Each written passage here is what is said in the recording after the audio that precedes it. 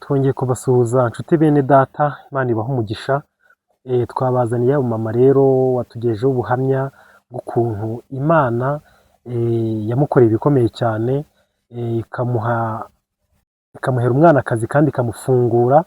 Ubu ngubu akaba ashima Imana, akaba agarutse mu kiganiro kindi cya kabiri nanone cy'ibisubizo Imana yamuhaye. Hari ibisubizo Imana yamuhaye nshaka kugira ngo mwese abakurikiye uyu murongo cyangwa se abamukurikiye namwe mumenye ko Imana ihera kuri zeru. Abarokore bajya baririmba ngo n'inyuma ya zeru irakora. Nayo rero imeze nkaho yahereye kuri zeru imubwira ibintu kandi ikanabisohoza. Reka rero mbere yuko dutangira abanza dusengere kugira ngo dutangire. Turagushimye turaguhimbaje Uwiteka Mana Nyiringabo. Tugushimiye kurinda kwawe gukomeye Data wera wo mu ijuru. Waturinze umunsi dero uciye ikibu. Uwiteka Nyiringabo turagushimye kuko uri Imana itavogerwa. Ngaho rero Uwiteka Nyiringabo iri jambo tugiye kuvuga, Uwiteka bari wowe utubera inkingi ikomeye kuruta ibindi byose nk'uko wakomeje kudukingira. Ni ukuri niwe wadubayemo n'ubu uracyaturimo. Tuzi kuri Imana isobanutse, Imana igira neza, Imana idatinya gusubiza mu byago no mu makuba, Imana idatinya kuturamburira ibiganza byawe ibisubizo bikamanuka. Niyo mpamvu rero turi imbere y'amaso yawe, utubera inkingi ikomeye mu byo tugiye kuvuga, kandi utubera ingabo ikomeye Uwiteka Nyiringabo. N'aba bakozi bawe wabashije kugeza ahangaha ubasanga ukomeze ubakoreshe, kuko ari wowe wabashyizeho abari nawe uzabakomeza. Uwiteka Nyiringabo turabasengeye rero ngo iki kiganiro ntikibe icy'imfabusa, ahubwo kibe icyo guhumura imitima ya benshi. Urakoze Data wera wo mu ijuru. Ntitugutota amagambo nk'abagutegeka, ahubwo tukubwira bike nk'iby'abana b'abantu, ibindi ukabiduhera ubuntu. Ni kubw'izina ryawe Yesu Kristo wabambwe. Amen. Ngira ngo gereza mikoro yawe gato rero tuganire n'aba bantu badukurikiye. Ariko tubanje kubasuhuza cyane abari hanze y'iki gihugu cyacu. Nanjye nabashuhuje. Hari abo uzi se? Hawe nzi usibye muramukazi wanjye uri muri Uganda. Okay, nawe turamusuhuza cyane. Ndamusuhuza. Nanjye ndasuhuza rero abari muri iki gihugu, abari muri ku mugabane itandukanye, abari hara mu Burundi bajya badukurikira cyane, barajya babinyereka. Nabo turabasuhuje cyane. Buriya ntabwo bisaba kugira ngo dusemure, bo turumvikana cyane. Yego. Hari n'abanyarwanda baba hanze y'ibihugu byacu, aba ku mugabane w'i Burayi, abari ku mugabane w'Amerika, abo bose baradukurikira. Imana ibahe umugisha, bakore subscribe aho hasi maze bafungure inzogera bajye badukurikira. Rero reka dutangire kuri iri jambo rero kugira ngo uduhe bimwe mu bisubizo Imana yakubwiraga ukabona ntaho bizahera ariko ikaba yaranabikoze. Reka dutangire usome iri jambo rero kugira ngo tujyane naryo. Muri Zaburi ya 68 umurongo wa 6 haranditse ngo Imana iri mu buturo bwayo bwera, ni se w'imfubyi, ni umucamanza urengera abapfakazi. Imana ibesha mu mazu abatagira shinge na rugero, ibohora imbohe ikaziha kugubwa neza, ariko abagome bakaba mu gihugu gikakaye. Amen. Amen. Kadurekera. Urumva iri jambo rero tugiye gusobanura cyangwa dusomye rijyanye n'ibyo tugiye kuvuga. Yego. Imana hari aho yagukuye. Yego, hari aho yankuye. Hari n'ibyo yagusubije. Yego. Kandi bigusubiza mu by'ukuri Imana igusubiza, hari icyo wari ufite uheraho. Ntacyo nari mfite meraho. Ntacyo nari mfite meraho, nanjye nari ntunzwe no gukorera abandi. Ariko buri gicisha inzira aho zitari. Ubwo iyi nzu nakomeje kuyibona, nari nanabatizwa ngo nkomezwe nembe nakwizera Imana. Ni ukuvuga ngo wowe Imana itaragira nta kirakubona yakwerekaga inzu. Yanyerekaga inzu. Ariko ikayinyereka ahantu ku musozi. Nkabona ntaho bizahera. Ukabirwa n'ikise ko ari yawe. Njye gusa yarayinyerekaga, yarangiza n'ijwi rikambwira ngo iriya ni inzu yawe. Ikayikubwira neza, nese ukayikubwiraga wasanze ari yawe. Wasanze ari iyi ari yawe mu by'ukuri. Mu by'ukuri uko yayinyerekaga, nashimye Imana niyi kuba narayibonye, kuko nishaka no kubikora izabikiranura neza. Ariko ntago uko nyifite gutya ariko yayimpaye. Oya, nta kibazo ipfa kuba yarabivuze kandi ikabisohoza. Ubwo rero irangije ikajya inyereka ngo iriya nzu ni yawe, ikajya inyereka ahantu ku musozi. Nkavuga nti ariko Mana ntubizi inzozi nazo ziribeshya. Naho niyo iri mu kubikora. Yego.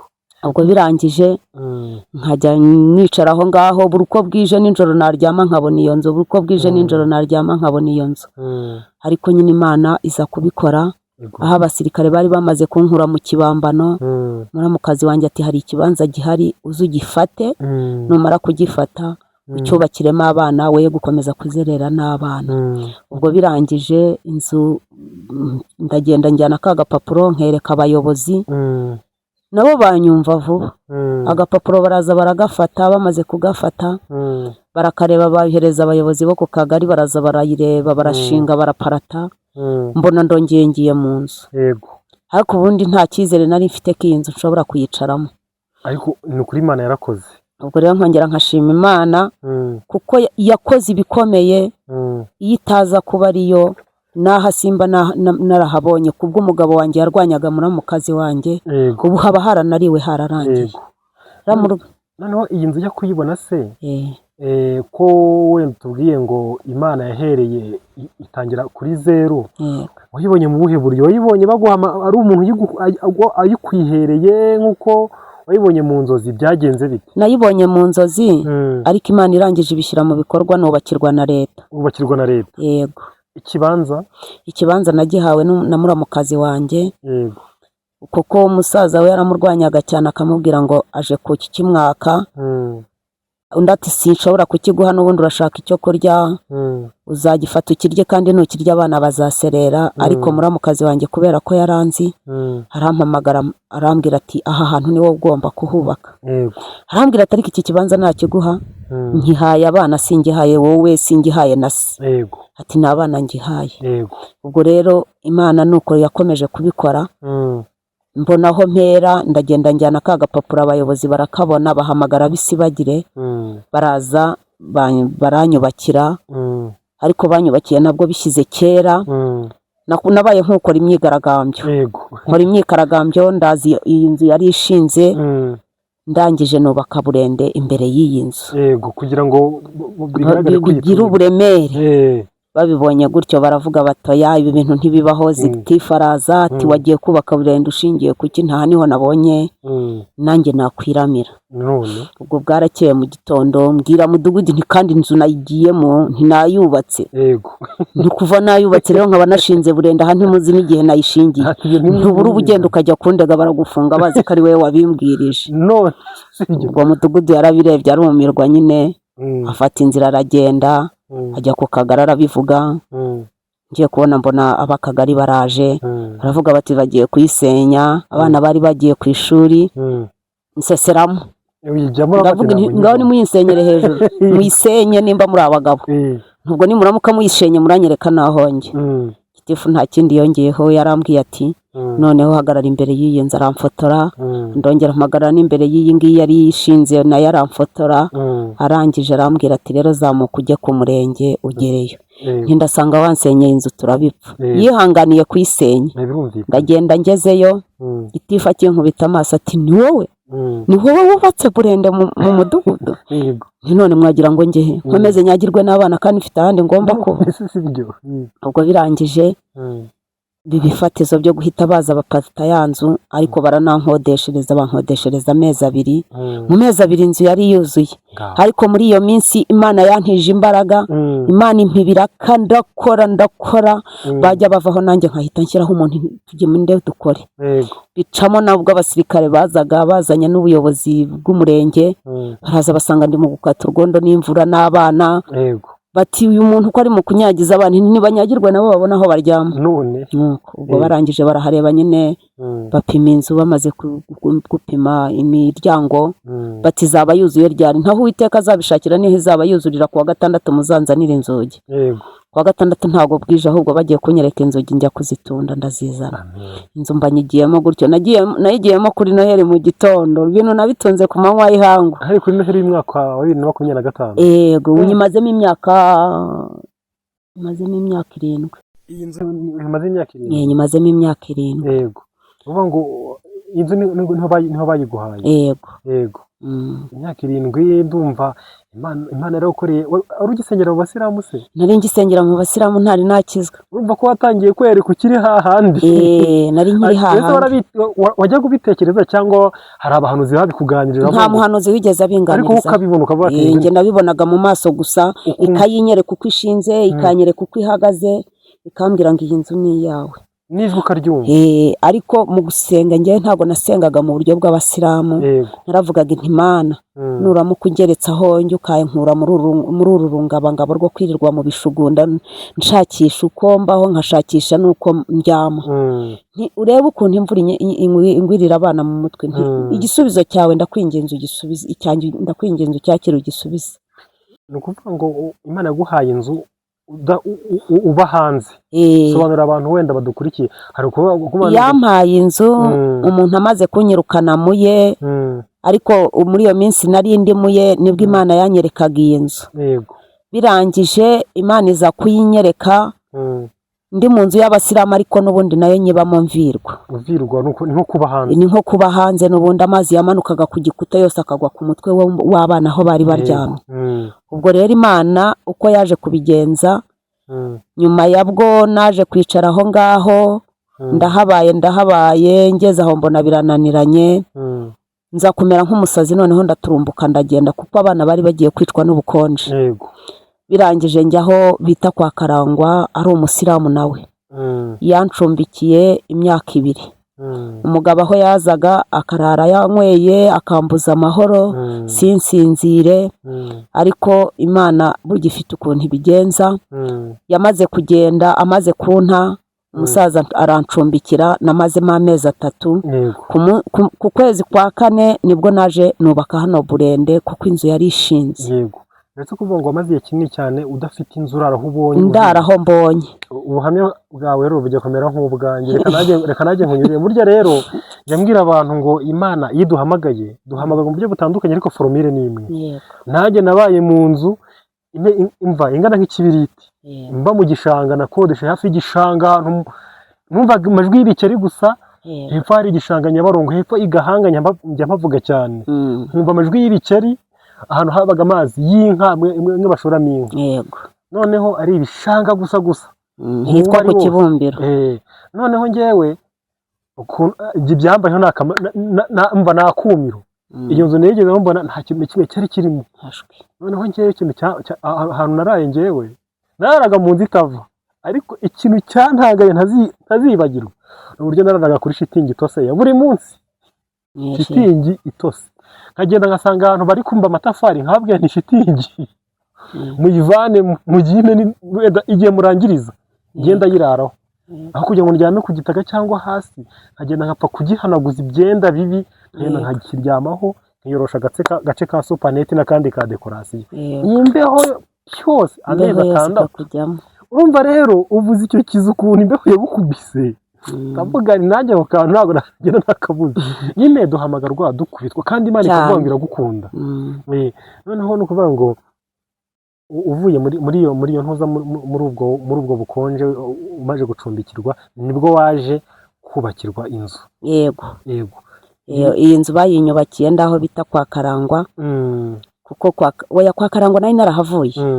Naje ahubwo nashyize Burende hano.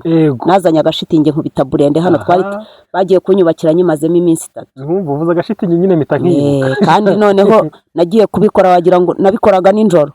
Mudugudu ntago yabaga bizi, ahubwo n'aba baturanyi hari igihe batabimenya. Ariko akamabwira iyo umuntu hari n'ikigeragezo neze nk'umwiyahuzi, ntabwo wanamwegera. Kandi noneho narangiza uwo nzanye nkamuha amafaranga, nkamubwira nticara bikore mpaka buke birangiye. Iyo umuntu ari mu kigeragezo nta kintu aba yumva, niyo yarabaye ikinya. Reka njyewe icyakoma hepfo ntago gikoma ngo cyumve. Ntambuka muri covid ntabwo birirwaga bikingiranye, njyewe naragendaga kamwegora kwisha ntacyo mba.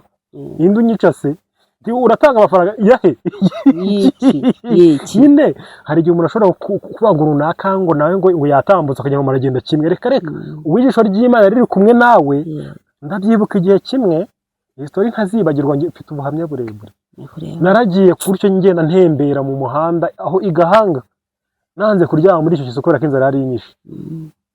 Mpura n'umuntu, nagiye muri gore ahantu hari hatakaye ikigori, naragifashe ndakikocora ngiye mwene muzehe kubera ko inzara yari inyishe.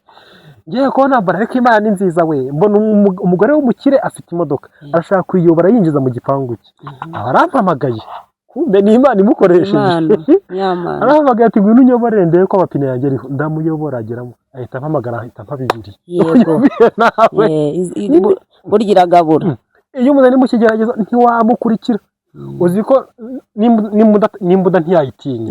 Niyo mpamvu ibyo byose wakoraga buriya ijisho ry'Imana ryari riguhagarariye. Yego, none Imana yaguhaye inzu, ni ukuri pe, nanjye ndayishimye, ni ukuri, ntabwo nari mbizi, gusa nuko wambwiye ko ufite ubuhamya, ariko niba harajemo ikintu cyo guhabwa ubutaka ukubakirwa n'inzu, ni ukuri ko Imana hari umuntu wayibwira akavuga ati yo Mana niba yaranabikoze nanjye nayikurikira. Ahubwo ijya imfashiriza n'umubyeyi, kuko nawe yamushyizemo urukundo, umutima w'urukundo, ajya nkomeza cyane nawe, igifasha n'umwana we kuko nawe ari mu mashuri, nawe ejo azagire icyo ageraho, amufashe nk'uko ajya afasha abandi. None se iyi nzu mu by'ukuri tubwizanye ukuri, uyibona mu nzu cyangwa wowe wajyaga ubona aho bizaturuka, cyangwa wumvaga ni uko nyine tuvuga urugero Imana ikubwira ikintu ugashidikanya cyane, ntugeze ushidikanya, wajyaga uhita wemera ukavuga ati nta kibazo ni njye nabonaga ntaho izaturuka. Yego, kuko yaranambwiraga nakumvisha ijwi rimbwiye ngo iyi nzu ni iyawe, nkayibwira ntari kuranyereka n'ibyo utari mu kumpa. Yego, kandi ikayinyereka nkanayibona mu nzozi, ariko byarangiza nkumva ndabipinze. Aha niho ngiye kuganira, uko hari igihe Imana ikubwira ikintu, hari igihe Imana yagize kumbwira ngo uzabona akazi ngo muri kampani ikomeye, kandi ngo ntabwo uzakora ibintu wigiye, njye niko yambwiraga. Niba narize ibintu amashuri yanjye yapfuye iki, gufata imyaka 18 umuntu yize akiga na kaminuza, warangiza ngo azakora ibintu atigiye, nzakora iki? Ngo nzagutunga ibyo gusa. Yego, ibeshye bibwira umuntu se ngo aguseke, yahita aguseka cyane, 32 yose arangije. Ngere ntabwo nigeze ntinya kuvuga Imana, natangiye kuvuga Imana nta n'igipapa ngira cyo kwambara, nkirirwa nyihamye, abantu bakaba dore urutipe rwatoraguye amashashi, igiye kunsubiza bahita bafunga umunwa, iragomora rwose, igiye kunsubiza bya bintu nababwiye byose, mvuga ahantu hose. Yewe njya mbwira abantu ngo Imana yaguhaye amata ntivangamo amazi, ihora iguha inshyushyu gusa. Niko bimeze, yarabizaye byose no mu gihe gito, noneho ihita ikubitaho vuba. Kubera ko nirirwaga mu butayu nyivuga. Umunsi umwe ikintu ntazibagirwa, nagiye mu butayu, mu by'ukuri pe, cyo tubwizanye ukuri, abantu twigishwa n'Imana, abantu baturebera hanze tumeze nk'imbwa cyane rwose. Umva, nagiye kubwira ndavuga nti icyo umuntu habura n'umurizo n'ubwoya no kumoka, ibindi byose ubu byujuje, ibyangombwa by'ububwa byose ubu byujuje. Ngire ntya mbwira Imana ni Imana wanyimye akazi, nta nkweto mfite, nsigaye nambara ikibodaboda, ubu se nacyo kiracitse, dore cyari cyacitsemo hano hagati. Ngiye kwambara ibirenge, kandi yanyimye akazi. Abantu birirwa banseka ku musozi ngo nirirwa nkuhamye nkuvuga. Mu gihe iminsi 2 ishize, nyuma y'iminsi 2 nahise mbona umuntu ahita ngura imyenda mishyashya. Mbwira Imana ndavuga rero hasigaye inkweto, nazo ndazikeneye. None umuntu uri mu ishuri ry'Imana tujye tubwiza Imana ukuri, tuyibwira ko izi byose. Narasenze nyuma y'icyumweru cyo nafashe amasengesho y'iminsi 3. Nyuma y'iminsi 3 mpita mbora imiguru 3 y'inkweto mishyashya rwose. Uzi ikintu cyabaye? Ubu n'ubuhamya bukakaye, nayo nzabutanga nitonze. Nagiye ku musozi waho nsengera se, ku musozi mpita mfata ikibage kizajya ubitamo bya bikweto ndabyuzuza, imiguru 3 mishyashya, njya ahantu twaseganaga mu butayu.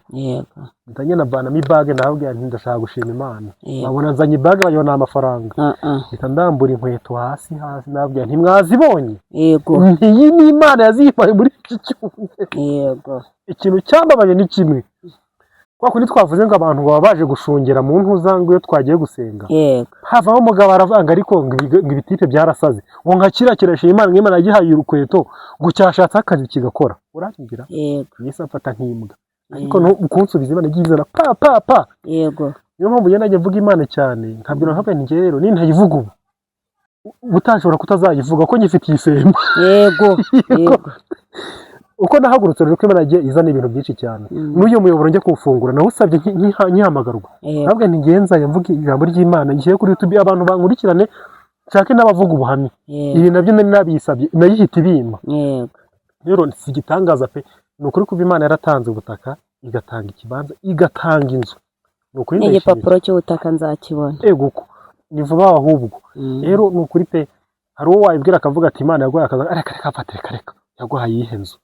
Ariko Imana nta na kimwe idakora. iyo uri kumwe n'umuntu muri kumwe muziranye cyane cyane mu ijambo ry'Imana Yego. murakururana ntabwo ajya yibeshya, cyane cyane iyo uvuze n'ubuhamya hari ikintu ahita yumva gihuye n'iki. Yego. Noneho ubwo yaguhaye inzu nziza kandi izakiraho n'ibindi. Yego. Ntabwo Imana iguha rimwe kabiri gatatu. Oya. Noneho ubwo ni ukuvuga ngo ku mwana rero, umwana we ni birebire. amaze gufungurwa hari ubuzima yabayemo ngo nyuma abona ubuzima yabaye mu buzima bubi bwo kuba adafite akazi, akajya yicara ahangaha mwihanganira nkaza nkateka akarya, ariko ukabona afite ipfunwe ati mama ubu ngubu ndicaye ahangaha nta kazi mfite, ati ngiye guhiga akazi. Ntinyujye ujye ugenda urebe ko hari aho wakabona, hakaba ari hagenda n'ikiyeda akakibura, akagenda yagera none hageze kwa muganga uwabayoboraga ati ni ruswa y'ibihumbi 15. nanjye bajyaga bayanyaka. Ubwo byarangiza umwana akaza ati mabanyatse ruswa y'ibihumbi 15 nturamenye ntuyitange. Urayitanga urasa urayafite? Ati nareba uwo nyaguze intoya tazaguza ukambura. Ariko ndyamye ari ninjoro uwo munsi yavuyeyo, Imana irambwira ngo ariko ubundi ngo mwana witotomba ngo igihe wampamagariye ko nakubwiye ko azabona akazi ntago wabyumvishe, ngo ubu noneho ndabikubwiye ngo nkubwiye yuko azakabona, ngo kandi najya kukabona ngo azasinyana kontara. Ndicara ndatuza. Ubwo ya mwana yaraje yirirwa aho ngaho agumaho, nkibaza ahantu ako kazi kazava azasinyira kontara. Ubwo nkicara nkabwira Imana, ese Mana kumbwira ngo azasinya kontara, ako kazi uzamuha gasanzwe ko asanzwe akora, uzamuha se akazi uzamuha ndumva ntakaze, wambabarira ukambwiraho gato. Ubwo ndatuje nayo iriturije. Ngiye kubona mbona umwana asubiye kwa muganga ati tuzi ko bampamagaye ati bakambwira ngo ninze nkore ngo hanyuma amafaranga nzabe nyatanga amaze guhembwa. Ntoya ntujyeyo ntiburetse njyewe ntifite ijambo ngenderaho. Nimba mfite ijambo rya nyiri ijambo uravuguriza ijambo rya nyiri ijambo. Ati we ati se waretse? Ntoya buretse ntiburetse hari gahunda. Ubwo kwa muganga bamuhamagaye nk'uyu munsi mu gitondo, mubuza kujyayo. Bigejeje nimugoroba nka saa 12 numva Mazera arahamagaye kuko naho yari yagiye kugasabayo. Ati vayo mu gitondo utangira akazi. Aragenda ajyayo, ubu niho akora akazi ko gukora amasuku, kandi niyo kontara yarayisinye. Niyo mpamvu ntareka gushima Imana mu byo yankoreye, kuko nabonaga kwicara ahangaha byaramurembeje. Ubwo rero ikindi nshimaho Imana, nshima Imana ko ubu nicaye iwanjye ndya inywa ntawunyaka ikote rwose pe. Kandi nkashimira n'uwashyizemo uruhare kugira ngo nk'iki kibanza, kuko nawe iyo atahaba nta zindi nzira zari gucemo kugira ngo nkibone. Rwose ni ibintu byumvikana. Ufite amashimwe akomeye cyane, anaremereye cyane, kandi ikiganiro n'ubuhamya bufite ibihamya pe. Impamvu nkifite rero, naraye mu bibambano kenshi nkurwamo n'abasirikare, bagahanga executive ati uyu muntu urara mu bibambano n'aba bana munsi yahuye n'ikibazo ni wowe uzabibaza. Mu bibambano ni nko kuva nko muri ruhurura. Oya da, bokereza inyama, bubatse kakabambano, bakotsa inyama n'ibitoki bagaha abantu. Noneho bamara kugeza nimugoroba bakuramo yambabura yabo, nanjye nkajyamo nkaryama. Nkakubura bya bishishwa nkaryama. Urumvikana Imana ikura kure. Ubwo rero abasirikare nibo batumye leta nayo impubuhuru bwo kugira ngo mbone uwunyubakira. Dufite leta nziza, cyane, dufite ubuyobozi bwiza cyane bwita ku baturage, kandi ubuyobozi bwiza ngo bushyirwaho n'Imana. Nabo turabashima. Niyo mpamvu navuze ngo byanga bikunda nzanamba ku Mana yanjye, kuko iyo ivuze ntiyivuguruza, kandi iyo itanze ntiyitangira itama. Iyo yaguhaye amata ntivangamo amazi. Niko bimeze rwose, iryo jambo ryo niryo. Turashima na leta muri rusange cyane, nayo ndayishima kuko yagize uruhare mu kumbungabunga. Iyo itaza kuhaba n'iyi nzu ntiba yarubatswe, ubwo Imana yayimbwiraga. Ariko ndashima leta y'ubumwe nayo yagizemo uruhare. Oya ni ukuri pe. Yego. Nabo gukomerwa amashyi kandi Imana ikomeze ibashyigikire cyane. Iyi nzu ubwo uyireba ubu irimo ibyumba 3 na salo na korodori, kandi yubatswe n'imitanda 15 ubwo abandi babahaga imitanda 10. Oya nibyo rwose. Hari ushobora kubwira abantu ngo Imana yaguhaye inzu ngo akareka ngo iyo nzu se oya, ariko harabo bibwira ikagupinga. Ibintu byavuzwe n'Imana nta muntu ubipinga. Ikindi cya kabiri wenda tujya nko gusoza, uwo mwana yabonye akazi arakora nta kibazo. Arakora. Tumva Imana ntabwo n'ubu ni hari hari n'igihe ushobora kuzamuka ugahura nawe avuye mu kazi. Uwo nawe w'igare Imana yamuhaye iryo gare, yari afite akandi gato yarakagurisha ajya muri koperative. Ariko iyo koperative yagiyemo nawe imufitiye akamaro kuko yamwigishije gucya. Yego. Nawe afite akazi ko kunyonga igare. Ariko iryo gare nubwo atari yamara kuryishyura, gusa icyo nsenga Imana imuha imbaraga yo kugira ngo aryishyure rikomeze ribirye, nawe akore yikorera adakorera abandi ngo aryishyure. Imana rwose. Ntabwo wahaguruka gutya ngo nirangiza Imana igire gute ikubaniremo aho. Ukuri hari ijambo riri muri Bibiliya rivuga ngo nibutse iminsi ya kera bituma nkuramburira ibiganza. Ukuri Imana yarakoze pe. Ni byinshi cyane twavuga ku Mana uko nanjye sinzi wenda tuzagera n'igihe cyo kuvuga ku ntuza kuri wenda ku buhamya bwo kuba ku idini rya Isilamu cyane cyane. Impamvu nita ku idini rya Isilamu cyane, ndashaka kugira gute, turashaka kwigisha cyane cyane nk'abantu basengeye mu Basilamu hari ibyo baturusherega buriya, nk'abantu bagiye mu idini rya Isilamu bakanarivamo. Kuko Abasilamu cyambere cyo basenga mu rurimi tutazi, ntabwo tuba turuzi.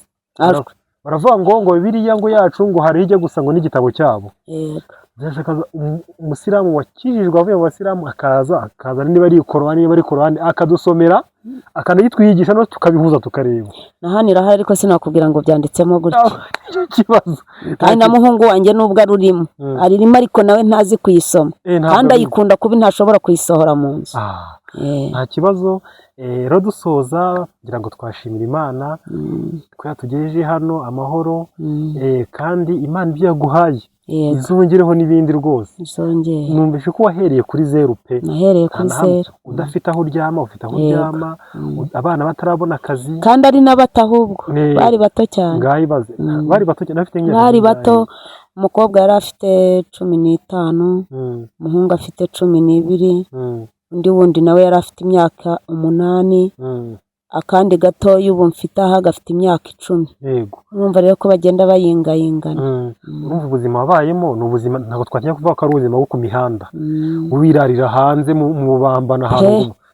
Imvura yaragwaga nijoro nkagira nkababamba amaboko hejuru, nkafata ikirangiti cy'umutuku n'ubu ndagifite hariya, nkagifata nkakibabamba gutya hejuru, nkabatwikira kugira ngo amazi y'ikibambano namanuka asange cya kiringiti kibatwikiriye. Urumva ko nta hantu wari ufite ho kuba pe. Kandi umugabo yari afite aho aryamye nyamara. Ariko uwo munsi hari igihe umunsi wageze baragenda bamusohoraho, yari ari kwanzabakirana, barara bagenda nijoro ryose ndyamisha abana mu nzu turasinzira, bukeye mu gitondo turongera tuyisohokamo. Birumvikana. Nge abumvisha ubuhamya bw'uyu mama mwumvishe ko Imana yamuhaye ibintu byose, nta na kimwe kiwe kirimo, nta mbaraga ze zirimo uretse gusenga gusa, Imana igakoresha abakozi bayo. Rero wasanga rero yatuzanye hano kugira ngo n'ubuhamya butambuke, ndetse n'ubuhamya, ikiza cy'ubuhamya ubuhamya bukomeza abandi. Hariho umuntu nk'ubu udafite ahaba, ubu ngubu ashobora gukora nk'ubuhamya agahita asubizwamo imbaraga. Hari n'ubundi waraciye muri ubu buhamya bwawe, nawe afite Imana yaramuhaye inzu, yaramuhaye ikibanza, ukaba umwibukije bya bihe nyine, akumva ko atari wenyine.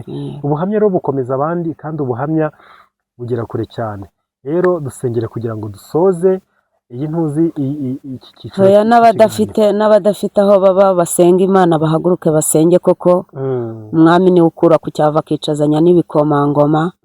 Iyo wiringiye ngo ntaho ufite uzaba, n'ubundi urakumya ukaba ko ariko iyo usenze Imana ikunguraho igitekerezo kandi ukakigeraho byanga bikunda kuko ufatanyije n'amasengesho. Uwiteka Mana Nyiringabo, turangije gahunda zose Data wera wo mu ijuru, turakwiringiye ko kuri Imana itavogerwa, itanga ititangiriye itama. Turagushimiye ku byo waduhaye Mwami Imana yacu, ni ukuri Uwiteka Nyiringabo, tugushimiye ibyatubayeho byose kandi tukuraririje n'ibiri imbere. Ngaho rero Murengezi w'ubugingo, ni wowe utanga kandi ni wowe ubeshaho. Ngwino udusange udufashe. Dore Uwiteka tugiye guhaguruka mu kiganiro cyawe twari turimo, waje kunganiriza umugenda inyuma kugenda imbere. Nanjye usigaye nyakubahwa we, nsigarane nawe muri iri cumbi wabashije kungenera. Ngaho rero Mwami, ntaba ari twe ahubwo aba ari wowe. Izina ryawe nirihabwe icyubahiro mu isi no mu ijuru. Amen.